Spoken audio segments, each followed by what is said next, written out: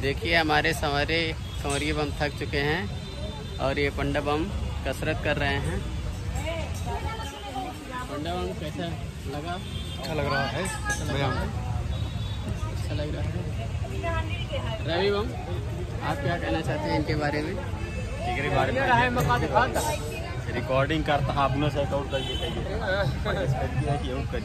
करीना ने वो दिखाता है, हाँ ब्लॉग बनता है। ये गाड़ी लेके आ गई है, ये मंदिर में लगती है। ये बच्चा देखो बहुत बढ़िया झूल रहा है। ये बड़ा वाला बच्चा देखो कितना बढ़िया झूला झूल रहा है।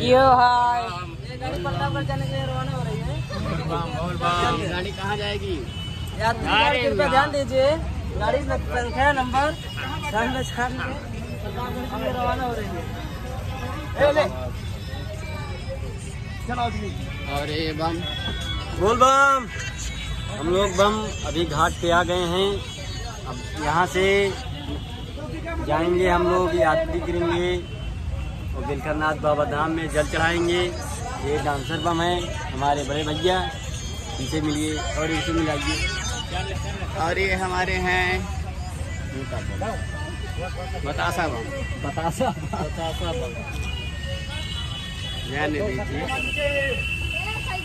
यह है दुकान।